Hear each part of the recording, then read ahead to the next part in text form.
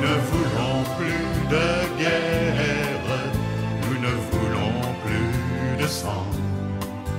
Halte aux armes nucléaires, halte à la course au néant. Devant tous les peuples frères qui s'emporteront garants, déclarons la paix sur terre, unilatéralement.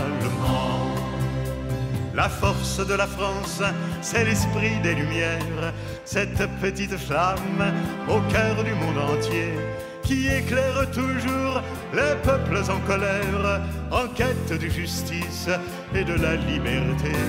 Nous ne voulons plus de guerre, nous ne voulons plus de sang. Halte aux armes nucléaires, halte à la course au néant.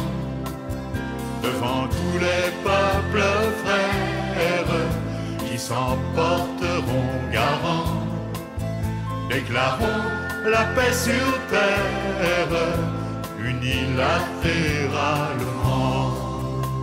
Parce qu'ils ont un jour atteint l'universel, dans ce qu'ils ont écrit, cherché, sculpté ou peint. La force de la France, c'est Cézanne et Ravel, c'est Voltaire et Pasteur, c'est Verlaine et Rodin. Nous ne voulons plus de guerre, nous ne voulons plus de sang. Halte aux armes nucléaires, halte à la course au néant. Devant tous les peuples frères qui s'emporteront garants, déclarons la paix sur terre, unilatéralement. La force de la France, elle est dans ces poètes qui taillent l'avenir au mois de mai des mots. Couvrez leurs yeux de cendre, tranchez leur gorge ouverte, vous n'étoufferez pas le chant du renouveau. Nous ne voulons plus de guerre, nous ne voulons plus de sang. Halte aux armes nucléaires, halte à la course au néant. Et un dernier exemple, peut-être aussi important maintenant, c'est Carrefour. Carrefour, c'est donc une multinationale qui vend un tas de trucs, puisque c'est des magasins Carrefour, qui est présent un peu partout dans le monde, qui est très très présent notamment en Amérique du Sud, et aussi notamment au Maghreb et évidemment en Europe, et qui a décidé de s'implanter en Israël, en grande pompe, puisqu'ils ont fait toute une cérémonie avec un distributeur, donc ça passe par des distributeurs, donc vous pouvez trouver des produits Carrefour et des franchises Carrefour donc en Israël, mais pas que en Israël, aussi en Cisjordanie et dans certaines colonies donc illégales. Bon, évidemment pas pour les Palestiniens. Carrefour, en plus, la franchise, a fait plusieurs choses qui ont énormément énervé et qui montrent en fait son lien avec l'apartheid israélien. C'est une compagnie qui a fait une publicité pour son implantation en décrivant Israël, en prenant toute la carte avec Gaza et la Cisjordanie, donc qui est clairement quelque chose pour indiquer que la colonisation continue et, avec Carrefour, on colonise. Et le dernier aspect, c'était au moment de l'offensive en cours contre Gaza. Des franchises de Carrefour ont donné des petits déjeuners gratuits, fournis en tout cas à l'armée israélienne. Donc là, on a une complicité directe d'une boîte comme Carrefour, avec l'apartheid, avec les crimes de guerre, avec notamment la purification ethnique en ce moment à Gaza. Donc du coup, la campagne BDS met comme cible prioritaire Carrefour. Et en France, Carrefour, c'est une enseigne qu'on retrouve partout et qu'on peut tout à fait à la fois boycotter et mettre la pression contre son intervention en Israël.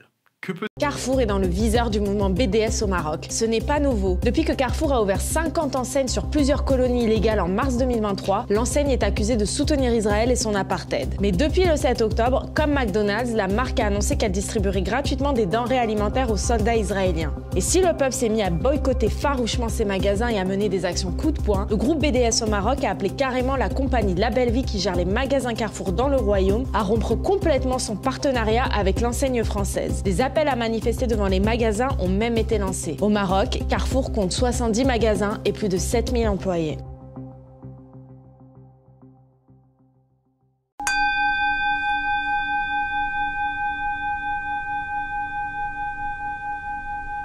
soir, Aluna, tu as choisi de décrypter aujourd'hui même, toute la journée, c'était pas de mince affaire, le mouvement de boycott de certaines enseignes qui touchent de près ou de loin à la guerre Palestine-Israël. Oui, exactement, Jamie. Justement, je me suis penchée sur le boycott parce que c'est un mot, justement, on ne peut pas passer à côté depuis un mois. Ouais. Et qu'est-ce que c'est et comment est-ce qu'on va expliquer ces vagues de boycott? Sont-elles vraiment efficaces? Et je tiens juste à préciser que cette chronique n'est pas du tout un appel au boycott. Chacun est libre de boycotter ou non. Le boycott, c'est la cessation volontaire de toute relation avec un individu, un groupe, un pays, ainsi que le refus des biens qu'il met en circulation. Ça, c'est la définition classique que vous pouvez trouver dans le dictionnaire. Je rappelle aussi que le boycott n'est pas puni par la loi. L'appel au boycott est garanti par l'article 10 de la Convention européenne des droits de l'homme, qui prévoit justement la liberté d'expression. C'est donc un procédé légal, même si certains politiques français souhaitent l'interdire.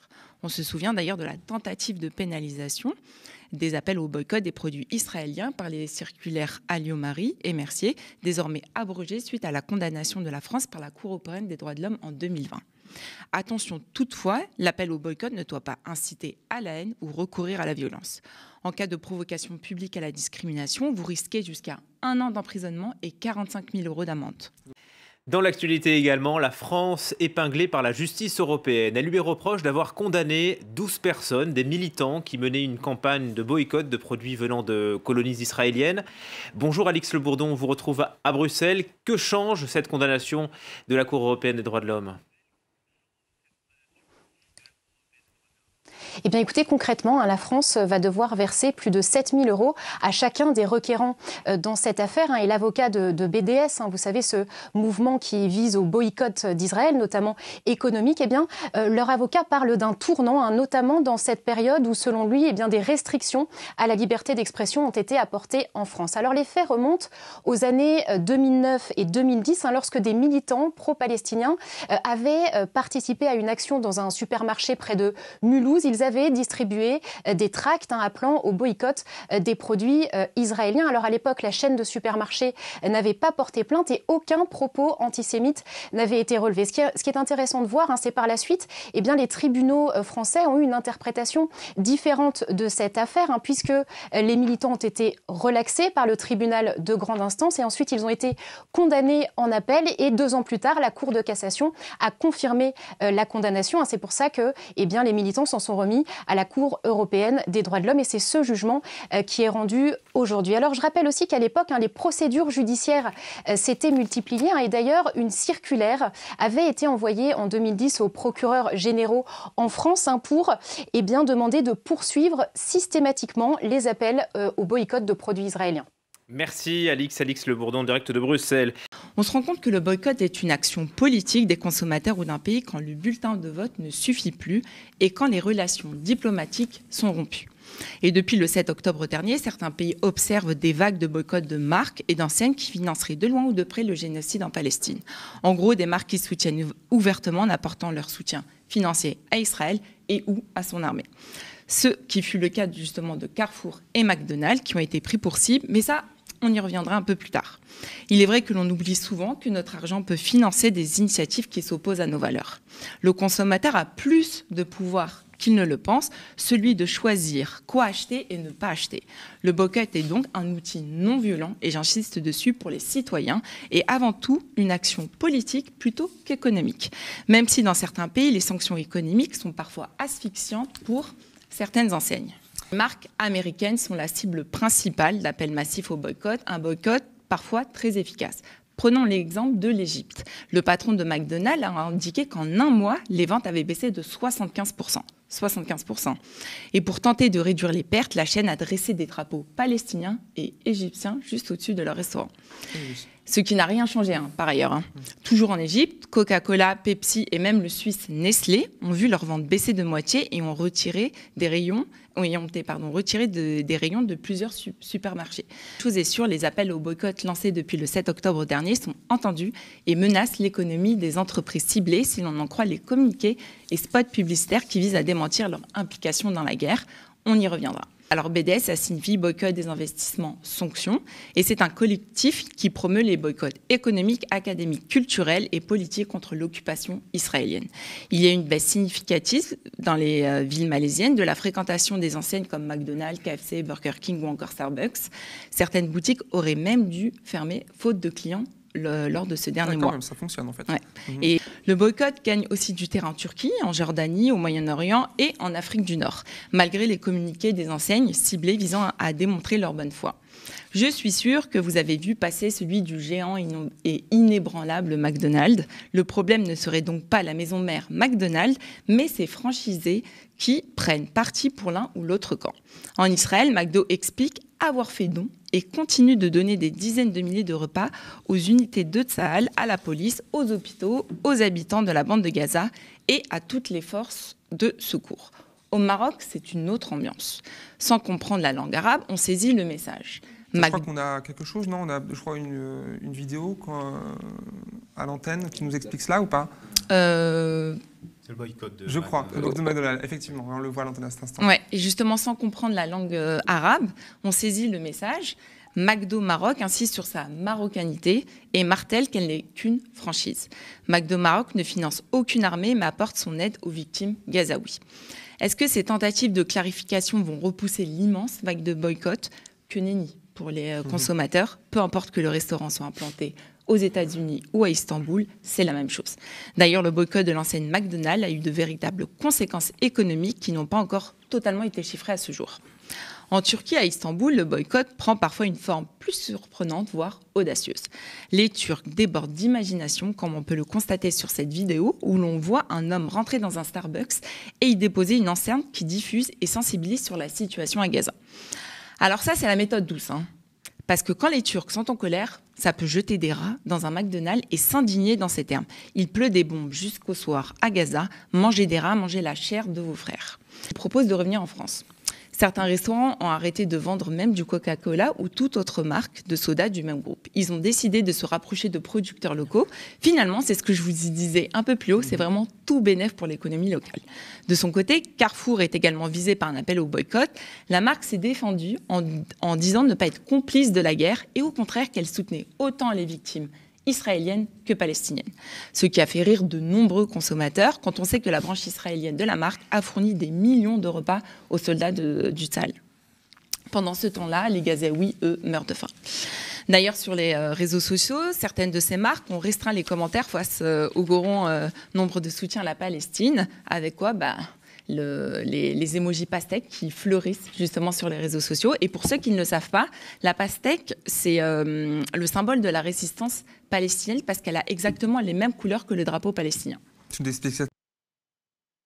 Comment la pastèque est devenue un symbole de soutien à la Palestine. Peinte, mangée, imprimée ou utilisée en emoji, la pastèque est brandie lors de récentes manifestations en soutien à la Palestine aux côtés du kéfier. Mais l'utilisation de ce fruit est loin d'être nouvelle et remonterait en fait à 1967 lors de la guerre des 6 jours. Israël s'empare de nouveaux territoires dont la bande de Gaza et interdit l'affichage du drapeau palestinien. Des militants trouvent alors un autre moyen d'afficher leur soutien à la Palestine. C'est là qu'arrive la pastèque puisque coupée, ses couleurs sont identiques au drapeau palestinien. Un emblème qui a ensuite été popularisé en 1987. L'artiste palestinien Slimane Mansour racontait en 2021 dans une interview à AJ+, avoir été arrêté avec 2 autres artistes à la fin des années 80 lors de la première intifada pour avoir intégré les couleurs du drapeau palestinien dans leurs œuvres et avoir fait de l'art politique. Un des 2 artistes aurait alors demandé aux policiers s'il avait le droit de peindre une fleur aux couleurs du drapeau palestinien. Ce à quoi il aurait répondu « Même si tu peins une pastèque, elle sera confisquée ». L'histoire de Slimane Mansour a ensuite inspiré de nombreux artistes. Avec les accords d'Oslo en 1993,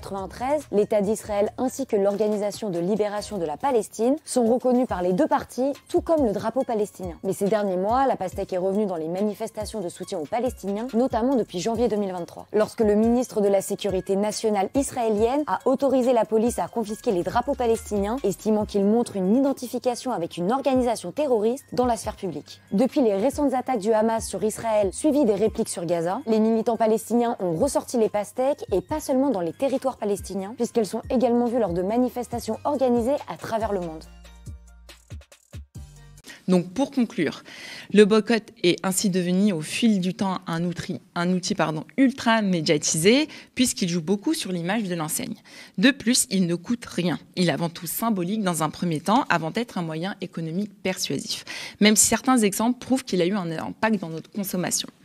D'ailleurs, maintenant j'ai expliqué le boycott. Donc le boycott, tout le monde sait ce que c'est. Mais le boycott, donc buy avec le verbe vendre, voilà.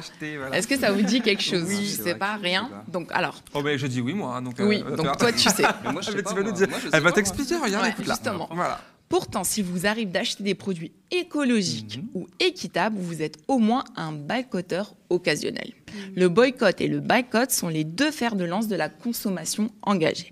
Les consommateurs peuvent boycotter une entreprise taxée d'être irresponsable, donc ici on va parler de boycott, mais ils peuvent aussi décider d'acheter délibérément à une entreprise dite responsable, donc ici on parle de boycott. Elle foulera la scène de l'Eurovision, malgré un boycott de plus en plus massif. Eden Golan, 20 ans, a été choisi pour représenter Israël au plus célèbre des concours de chansons. Je vous fais la promesse de faire honneur à notre pays et de porter haut les couleurs de notre nation. Israël autorisé à participer à l'Eurovision malgré sa guerre dans la bande de Gaza, une profonde colère pour de nombreux Européens. La fronde est venue des pays nordiques.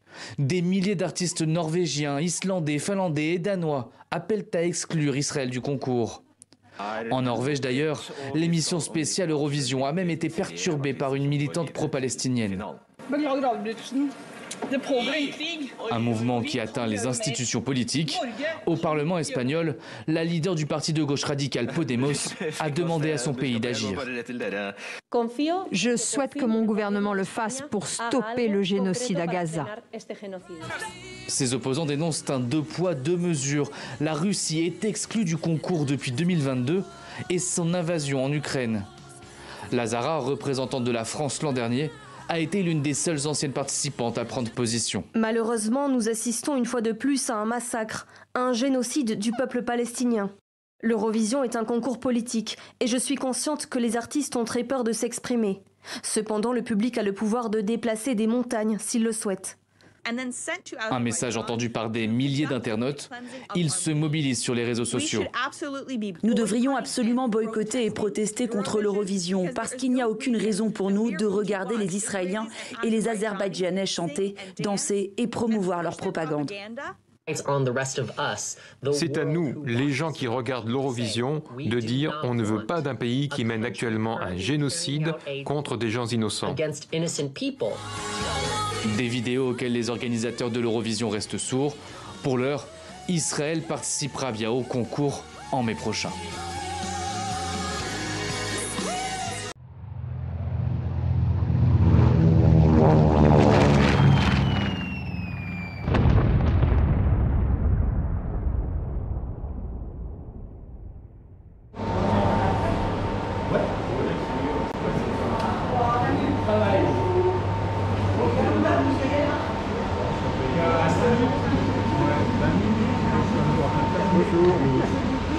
Je vous donne le lien et vous allez voir. Tu vois? Oh, pardon. Ah, il m'a dit envoyez-moi les photos. C'est tes trucs à toi? Ah, moi, ça va très bien. Ah, ben oui. J'ai collé dessus, ça se colle pas sur mon habit.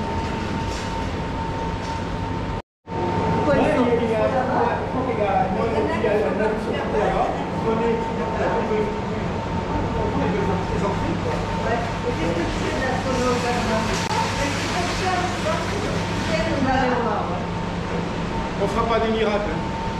Allez. Non, mais l'idée c'est d'alerter. Voilà. On fera pas des miracles. On n'est pas là pour ça. On peut pas déclencher.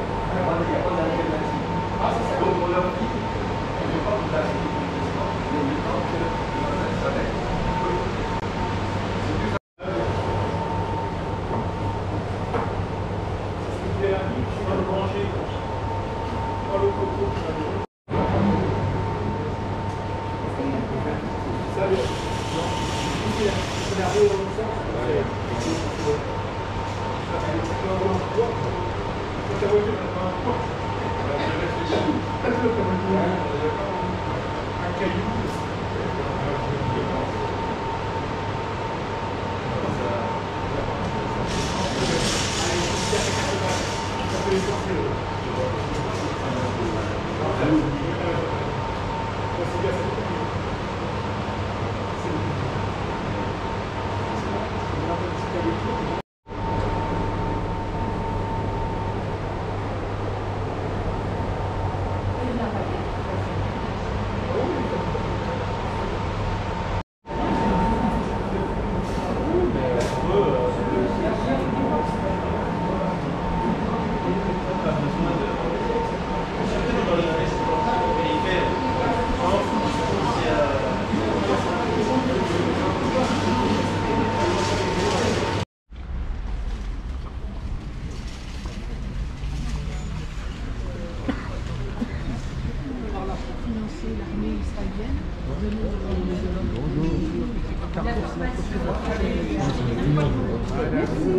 ne voit pas trop bien.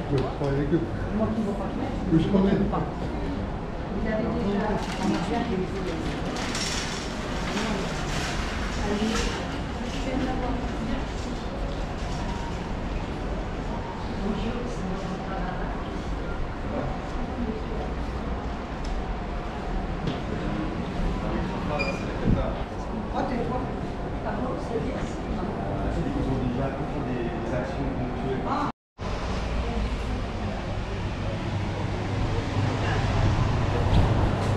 C'est la presse. C'est la presse.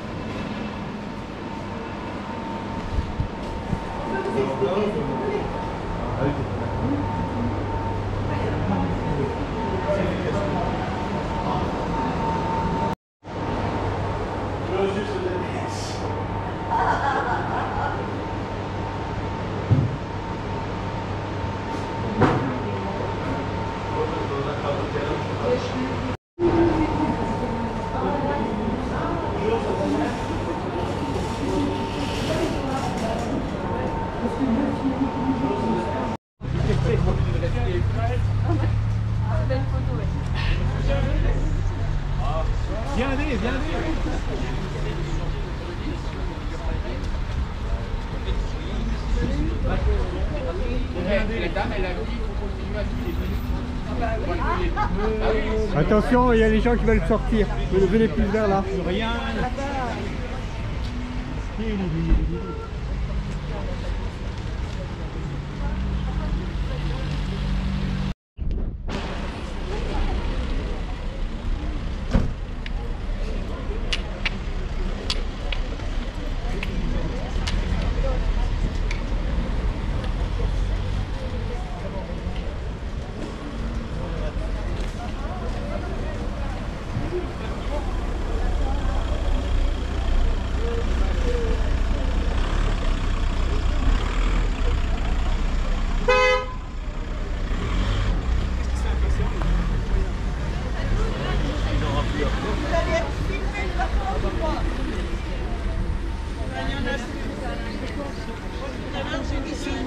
De la Palestine. Bah oui, regardez. BDS. C'est pas assez gros.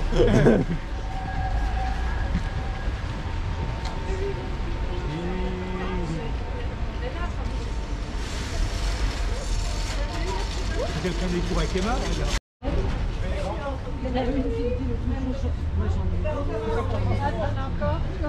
Ça m'a pétrifié. Je la connais bien.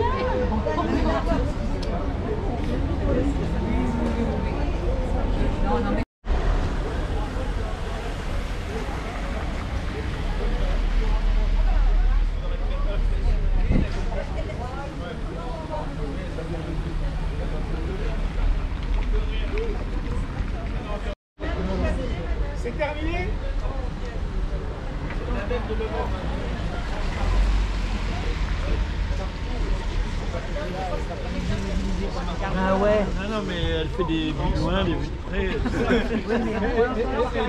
C'est ses gars, ça. Il faut être en bleu. Non, ça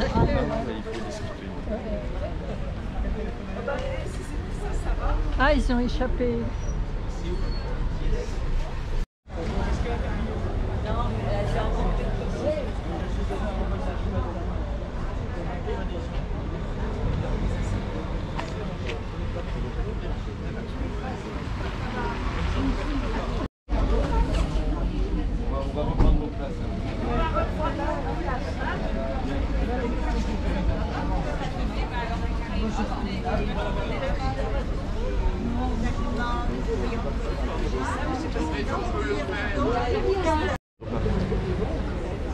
Bon, comme ça, de toute façon, je prends, tu as le droit de prendre en public, hein. Oui. Pas de ciblé. Voilà.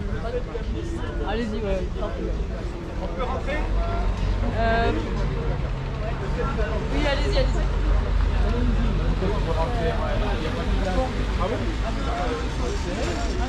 C'est encore de très loin quand même. Palestine, vaincra. C'est la dernière. Il me faut dire. C'est le même, il est partout.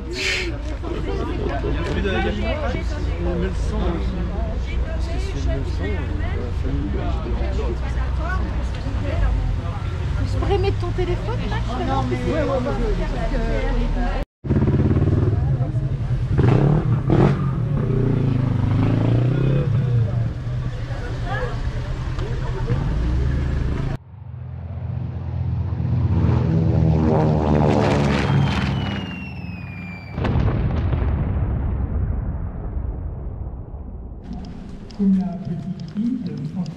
il y a les agriculteurs qui manifestent. Sont meurtres délibérés de la petite fille, de journalistes, de médecins, d'enseignants, et même profanation de 22 cimetières par des chars et des bulldozers. 25 000 enfants, parfois blessés ou amputés, se retrouvent orphelins des deux parents. En 4 mois, 20 000 bébés palestiniens sont nés dans ce chaos indescriptible. Le gouvernement israélien d'extrême droite continue donc ses attaques et ses bombardements extrêmement dévastateurs. Cet usage barbare de la violence, de manière totalement indiscriminée, et même théorisé par l'armée israélienne sous le nom de doctrine Daya. Elle est explicitée ainsi, cette doctrine. Dans un contexte de guerre asymétrique en milieu urbain, la doctrine Daya prône un usage disproportionné de la force au cours de représailles contre les zones civiles dans un but de dissuasion. Il s'agit, en dépit du droit international, de la guerre, de ne plus faire la distinction entre zone civile et zone militaire. À Gaza, Israël va encore plus loin dans l'usage meurtrier de la force, puisque, on a vu ça à la télévision, des snipers de Tzal ciblent délibérément, directement, des enfants, des journalistes, des secouristes. C'est dans ce contexte inhumain que le 11 février, Netanyahou annonce une attaque imminente sur Rafah, la ville du sud de l'enclave adossée à la frontière égyptienne. Rafah, ville de 270 000 habitants avant le conflit, en compte maintenant 1 400 000, soit plus de la moitié de la population de Gaza. Après avoir été chassés du nord, puis du sud de l'enclave, pour être mis soi-disant en sécurité, les Gazaouis se retrouvent coincés contre la frontière égyptienne, sur un territoire minuscule, dans des abris de fortune, sans eau potable, sans soins médicaux, sans nourriture, dans le froid de l'hiver. Dans ce contexte d'insécurité absolue, de famine et d'impossibilité de soins, le criminel de guerre Netanyahou proclame qu'il va poursuivre son action génocidaire. Il faut absolument arrêter le bras meurtrier de la bande à Netanyahou et empêcher une nouvelle aggravation du désastre humanitaire que provoquerait une attaque contre Rafah. Tous les États concernés doivent impérativement arrêter immédiatement les livraisons d'armes et de munitions à Israël, sous peine d'être poursuivis pour complicité de guerre et de crimes de génocide. Complicité de crimes de guerre et de crimes de génocide. Tous les pays membres de l'Union européenne doivent stopper l'ensemble des coopérations économiques, scientifiques et militaires avec cet État criminel. Tous les pays membres des Nations Unies doivent immédiatement appliquer des sanctions à l'encontre d'Israël pour que s'arrête le calvaire indescriptible des Palestiniens de Gaza et de la Cisjordanie occupée et que cesse enfin l'impunité. Cessez-le-feu immédiat, protection internationale du peuple palestinien. Signé Collectif Palestine élargi de Besançon.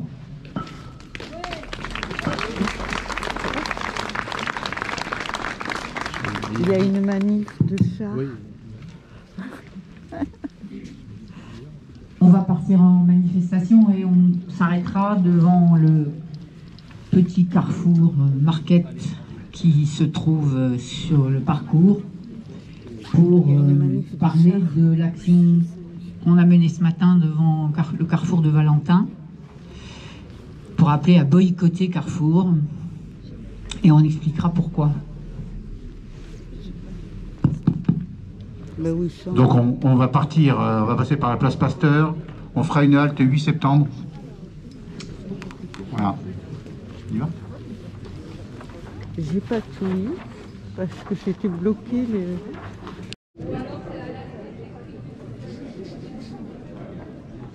Vous avez besoin de quelques personnes pour les cercueils et les linceils. De Gaza, enfants de Palestine, c'est l'humanité qu'on assassine. De Gaza, enfants de Palestine, c'est l'humanité qu'on assassine. Enfants de Gaza, enfants de Palestine, c'est l'humanité qu'on assassine. Enfants de Gaza, enfants de Palestine, c'est l'humanité qu'on assassine. Enfants de Gaza, enfants de Palestine, c'est l'humanité qu'on assassine. Enfants de Gaza, enfants de Palestine, c'est l'humanité qu'on assassine. De Gaza, enfants de Palestine, c'est l'humanité qu'on assassine. Enfants de Gaza, enfants de Palestine, c'est l'humanité qu'on assassine. Enfants de Gaza, enfants de Palestine, c'est l'humanité qu'on assassine. C'est l'humanité qu'on assassine. Enfants de Gaza, enfants de Palestine, c'est État criminel, État d'Israël, État colonial, État criminel, État d'Israël, État colonial, État criminel. Cessez-le-feu immédiat. Gaza, Gaza, cessez-le-feu immédiat. Gaza, Gaza, cessez-le-feu immédiat. Gaza, Gaza, cessez-le-feu immédiat. Gaza, Gaza, cessez-le-feu immédiat. Gaza, Gaza, cessez-le-feu immédiat. Gaza, Gaza, cessez-le-feu immédiat. Gaza, Gaza, cessez-le-feu immédiat. Enfants de Palestine, c'est l'humanité qu'on assassine. Enfants de Gaza, enfants de Palestine, c'est l'humanité qu'on assassine. Enfants de Gaza, enfants de Palestine, c'est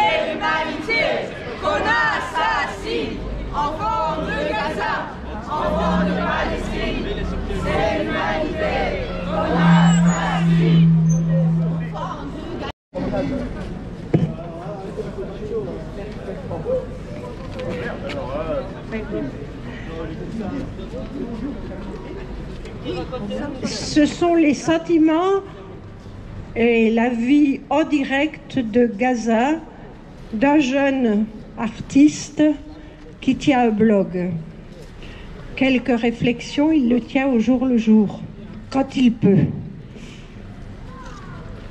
12 février 2024 à Rafah, 2 heures du matin, assis sur mon matelas, incapable de dormir, je pense à ce qui prépare, à ce qui se prépare et à toutes les menaces d'invasion. Ces derniers jours, les bombardements et le pilonnage se sont intensifiés. Je ne sais pas ce qui se passe. Tout ce que je sais, c'est que je suis terrifiée et que je n'ai pas le choix. La ville était silencieuse et tranquille depuis le début de la soirée, lorsque le silence a été rompu par des frappes aériennes sur la ville de Rafah. Combien de personnes sont mortes? Combien ont été blessées? Combien de maisons ont été détruites par ces frappes? Je ne sais pas. Je le saurai demain aux nouvelles si je ne suis pas l'un de ces morts. Je ne sais pas ce qui se passe. Ont-ils commencé l'invasion de Rafah malgré tous les avertissements du monde entier, malgré la possibilité de commettre de nouveaux massacres? Je n'en sais rien. Tout ce que je sais, c'est que je suis terrifiée, handicapée et que je n'ai pas le choix.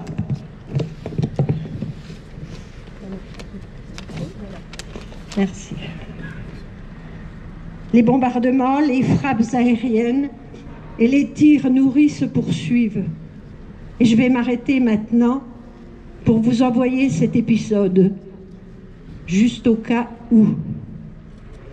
Je reprends la plume quelques heures plus tard. La nuit dernière a été un exemple de ce qui attend Rafah. 162 personnes tuées en 2 heures, comme d'habitude. En majorité, des femmes et des enfants. Les gens sont bloqués et paralysés. Ils n'ont pas le choix. Pourquoi un être humain doit-il vivre cette horreur? Pourquoi? Rafah est la dernière ville, le dernier recours, puis la frontière avec l'Égypte, la frontière avec de hauts murs, d'énormes barbelés, de nombreuses tours d'observation, aucun accès. On est coincé. Maintenant qu'ils appellent à une opération militaire à Rafah, où aller? Voilà, c'est transmis par Mediapart et c'est un blog qu'il essaie de tenir quasiment tous les jours.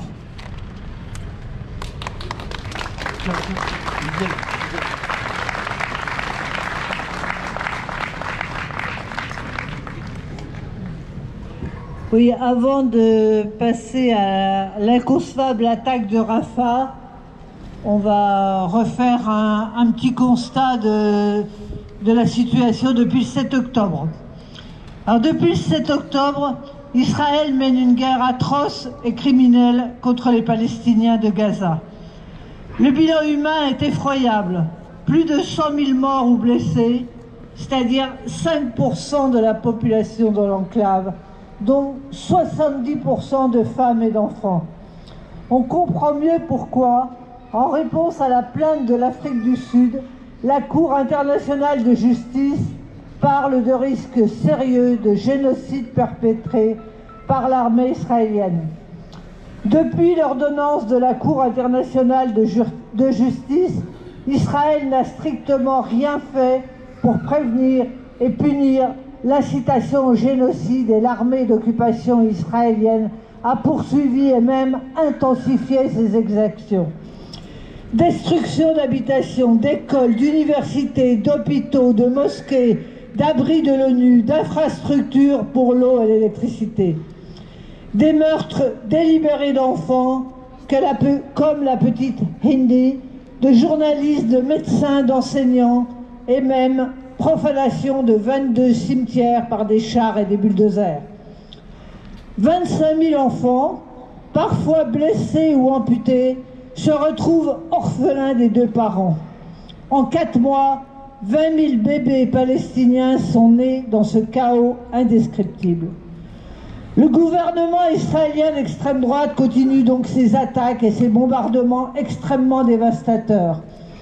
Cet usage barbare de la violence de manière totalement indiscriminée est même théorisé par l'armée israélienne sous le nom de doctrine Daïa. Elle est explicitée ainsi. Dans un contexte de guerre asymétrique en milieu urbain, la doctrine Daïa prône un usage disproportionné de la force au cours de représailles contre des zones civiles dans un but de dissuasion. Il s'agit, en dépit du droit de la guerre, de ne plus faire la distinction entre zones civiles et zones militaires. À Gaza, Israël va encore plus loin dans l'usage meurtrier de la force, puisque les snipers de Tsahal ciblent directement et délibérément des enfants, des journalistes et des secouristes. C'est dans ce contexte inhumain que le 11 février, Netanyahou annonce une attaque imminente sur Rafah, la ville du sud de l'enclave adossée à la frontière égyptienne. Rafah, ville de 270 000 habitants avant le conflit, en compte maintenant 1 400 000, soit plus de la moitié de la population de Gaza. Après avoir été chassés du nord, puis du centre de l'enclave, pour être mis soi-disant en sécurité, les Gazaouis se retrouvent coincés entre la frontière égyptienne sur un territoire minuscule, dans des abris de fortune, sans eau potable, sans nourriture, sans soins médicaux, dans le froid de l'hiver. Dans ce contexte humanitaire, d'insécurité absolue, de famine et d'impossibilité de soins, le criminel de guerre Netanyahou proclame qu'il va poursuivre son action génocidaire. Il faut absolument arrêter le bras meurtrier de la bande à Netanyahou et empêcher une nouvelle aggravation du désastre humanitaire que provoquerait une attaque contre Rafah. Tous les États concernés doivent impérativement arrêter immédiatement les livraisons d'armes et de munitions à Israël, sous peine d'être poursuivis pour complicité de crimes de guerre et de crimes de génocide. Tous les pays membres de l'Union européenne doivent stopper l'ensemble des coopérations économiques, scientifiques et militaires avec cet État criminel. Tous les pays membres des Nations Unies doivent immédiatement appliquer des sanctions à l'encontre d'Israël pour que s'arrête le calvaire indescriptible des Palestiniens et Palestiniennes de Gaza et de la Cisjordanie occupée et que cesse enfin l'impunité. Cessez-le-feu immédiat, protection internationale du peuple palestinien. Et c'est signé Collectif de la Palestine élargie de Besançon.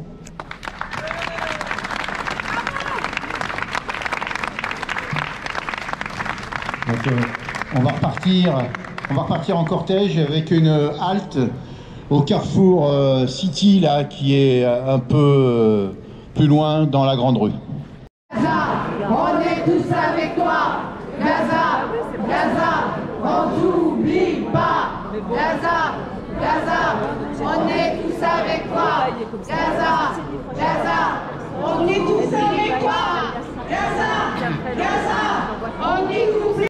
Gaza, on est tous avec toi. Gaza, Gaza, on n'oublie pas. Gaza, Gaza, on est tous avec toi. Gaza, Gaza, on n'oublie pas. Israël, assassin! Israël, assassin! Israël, assassin! Complice! Complice! Oui, c'est ce qu'on peut crier ici. On est devant un tout petit magasin Carrefour, qui s'appelle Carrefour Express. Et on va expliquer donc ce qu'est la campagne boycott, désinvestissement, sanctions, en particulier contre Carrefour. Aujourd'hui, c'est une journée nationale, 17 février, pour le boycott de Carrefour en particulier, pour mettre fin à sa complicité avec l'apartheid israélien. À Gaza, en Palestine, depuis plus de 100 jours, plus de 33 000 civils assassinés, des milliers de blessés sans accès aux soins, des déportés, des affamés, des enfants, des femmes, des hommes traumatisés qui ont tout perdu. La Cour internationale de justice a jugé plausible qu'un véritable génocide soit perpétré par Israël. La complicité de crimes de génocide s'appliquera à tous les États, entreprises, institutions, médias ou personnes qui encouragent, facilitent ou participent à ce crime, et ils sont nombreux. On pense aux États qui fournissent les armes, aux hommes et aux femmes politiques qui encouragent les bombardements, aux laboratoires de recherche qui collaborent avec des entreprises militaires israéliennes ou aux entreprises occidentales qui soutiennent l'armée d'occupation israélienne. La campagne BDS, boycott, désinvestissement, sanctions, lancée par la société civile palestinienne en 2005, nous demande de faire pression sur ces entreprises afin qu'elles mettent fin à leur collaboration avec cet État criminel. Parmi ces entreprises, Carrefour est acteur, complice et bénéficiaire de la colonisation illégale de la Palestine et viole le droit international et le droit français. Pire encore, comme McDonald's, la branche israélienne de Carrefour a fait don de milliers de rations alimentaires aux soldats de l'armée israélienne. Ces deux entreprises participent ainsi par leur soutien logistique au massacre épouvantable de milliers de Gazaouis. En France aussi, les soulèvements de la terre accusent Carrefour de maintenir les paysans la tête sous l'eau en pratiquant des prix bas, tandis que l'entreprise fait des milliards de bénéfices sur fond d'inflation galopante et de précarisation généralisée. C'est pourquoi de nombreuses organisations appellent ce samedi 17 février à une grande journée nationale d'appel au boycott de Carrefour dans les rues et en ligne pour mettre fin à sa complicité avec le génocide en cours et imposer un cessez-le-feu en Palestine. Disons notre indignation au PDG de Carrefour, Alexandre Bompard, par courrier postal ou par mail. Et autant que nous pouvons, boycottons les magasins Carrefour de Besançon et de ses environs pour montrer que la conscience citoyenne est capable aussi de choisir qui elle nourrit, qui elle engraisse. C'est pas parce que nous avons besoin de manger que nous avons besoin d'acheter les produits dans les magasins Carrefour. Nous pouvons changer de magasin. Voilà, c'est l'appel du collectif BDS de Besançon et du collectif Palestine. Et ça ne se limite pas évidemment à boycotter des produits alimentaires. Cette campagne BDS, qui existe depuis bientôt 20 ans, demande aussi aux États, et en particulier à l'État français, de cesser ces coopérations militaires, industrielles, cesser la coopération dans la recherche avec Israël et impose des sanctions qui soient d'un autre niveau que simplement ce que le gouvernement français a annoncé et qui est d'une mesquinerie ignoble dans le contexte d'aujourd'hui. Le gouvernement français a simplement décidé de sanctionner des colons israéliens en leur interdisant, je crois qu'il y en a 28, en leur interdisant d'accéder à l'État français, au sol français. Ils en ont bien quelque chose à faire, ceux-là. Hein. Donc, appel aux sanctions, appel au désinvestissement, appel au boycott.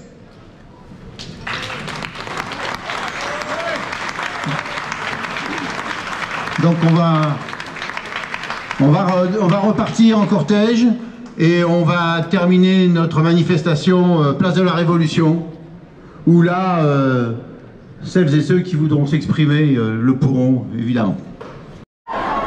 Carrefour Israël.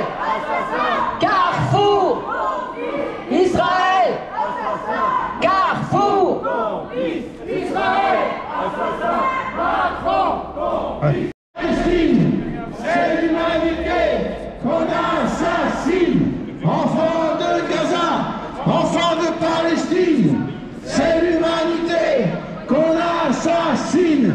Enfants de Gaza, enfants de Palestine, c'est l'humanité qu'on assassine. Libérez les médias.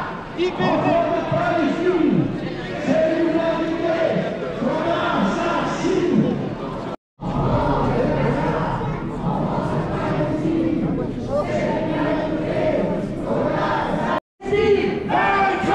Palestine vivra! Palestine vaincra! Palestine vivra! Palestine vaincra! Palestine vivra! Palestine vaincra! On est tous avec toi! Gaza! Gaza! On t'oublie pas! Gaza! Gaza! On est tous avec toi! Gaza! Gaza!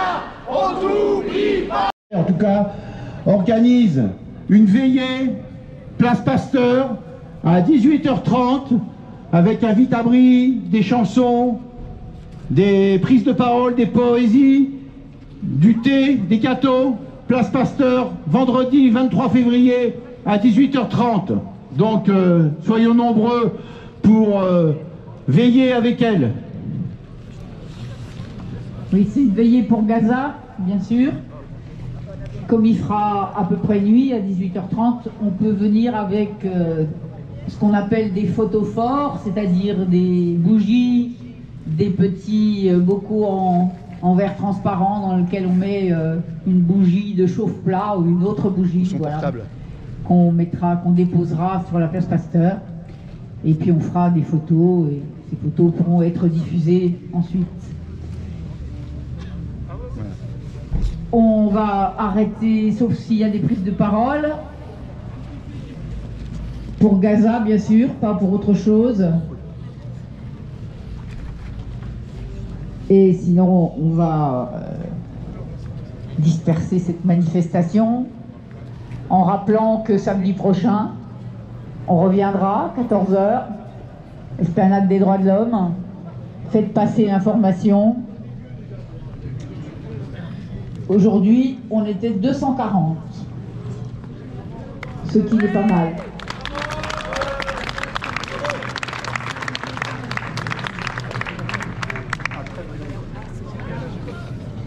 Israël et aux sionistes ont à vous.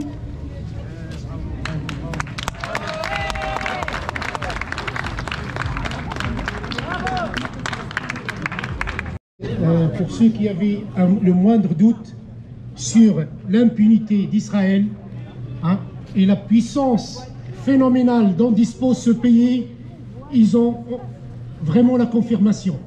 Voilà. Vous avez parlé de quelque chose de très grave actuellement. Bon, il y a beaucoup de choses très graves qui se passent à Gaza, mais un truc que je trouve particulièrement horrible. On constate que Israël est le leader des transplantations d'organes à l'échelle mondiale. Problème, seuls 3% de la population israélienne au total donne ses organes, parce que c'est pas dans leur culture. Donc je pose la question, d'où viennent des organes transplantés par Israël? Une enquête internationale faite par de nombreux journalistes, on semble confirmer que ces organes viennent de prisonniers palestiniens. En effet, les Palestiniens ont du mal, beaucoup de Palestiniens ne peuvent enterrer leurs morts que très rapidement. Les autopsies sont souvent interdites, ce qui fait pencher une hypothèse assez horrible. Israël serait leader du trafic d'organes et ces organes seraient prélevés sur des Palestiniens. C'est un trafic absolument horrible et immonde qui montre à quel point l'impunité d'Israël est immense. Merci. Comme on l'a dit, on n'était que 240. On n'était que 240 pour un massacre qui perdure depuis des années et des années. 240. Elle est où la vraie communauté? Elle est où la vraie communauté? C'est ça la vraie question. 240. On devrait au moins être 20 000, 30 000, voire beaucoup plus. Ça, c'est une vraie cause. Il faut se battre pour. Merci pour déjà tous ceux qui sont venus. Et voilà. Palestine. Tahia, Tahia, Palestine. Tahia, Tahia, Palestine. Tahia, Tahia, Palestine. Merci. Je vais dire un petit mot sur quelque chose qui me paraît important. À Gaza, on a ce qu'on appelle une guerre asymétrique. Je ne sais pas si vous avez déjà entendu parler de ça. C'est-à-dire que les moyens militaires sont complètement disproportionnés. D'un côté, il y a Israël avec des avions, des tanks, des missiles guidés et compagnie. Et de l'autre côté, il y a des fusils et des lance-roquettes. Et l'escroquerie intellectuelle, c'est que Israël veut faire croire que son existence est menacée. Ça, c'est vraiment incroyable. Et vous savez aussi que Israël, d'ailleurs, grâce à la France, dispose de la bombe atomique. On pense qu'Israël dispose d'à peu près une centaine de têtes nucléaires. Donc, avec un tel déséquilibre, je n'arrive pas à comprendre comment Israël arrive à faire croire qu'il est menacé de disparition. Bonjour.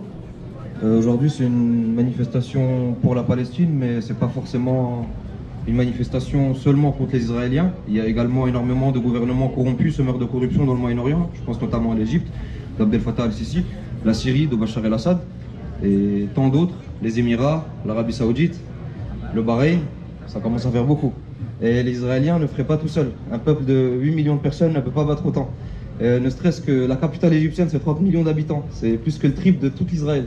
Ce n'est pas possible. Ils ont besoin de collabos, ces braves gens. Donc on doit dire ce qu'on veut, mais on doit aussi savoir c'est quoi les problèmes. Et les problèmes, c'est qu'il y a énormément de ministres qui œuvrent pour Israël, tandis qu'ils ne sont pas israéliens. On pense que les sionistes sont tous israéliens. Or, ce n'est pas le cas. Le trafic d'organes, c'est un sujet qui fait beaucoup parler dans le Moyen-Orient. Il y a beaucoup de généraux de l'armée israélienne qui sont fait attraper avec des gros dossiers derrière eux, on va dire. Et malheureusement, on se doit d'œuvrer pour le bien, on se doit de savoir aussi. Et le savoir, c'est quelque chose qui enrichit tout le monde. Par exemple, enrichir quelqu'un, c'est pas forcément lui donner de l'argent. Parce que si je vous donne de l'argent, je ressortirai peut-être plus pauvre. Mais si je vous partage un peu de savoir, je ne serai pas plus pauvre. Donc partagez votre savoir, ça vous coûte rien. Si vous ramenez juste un ami, on va juste être le double. Si vous ramenez 3 amis, on va être le quadruple de ce qu'on est. Donc je pense qu'on doit montrer dans un pays où les médias, ou dans un monde, pour pas s'acharner sur la France, dans le monde entier on s'acharne un peu, on est beaucoup plus du côté sioniste. Donc en réalité, cette petite manifestation est la seule chose qui peut prouver que tout le monde n'est pas pro-Israël. Merci infiniment.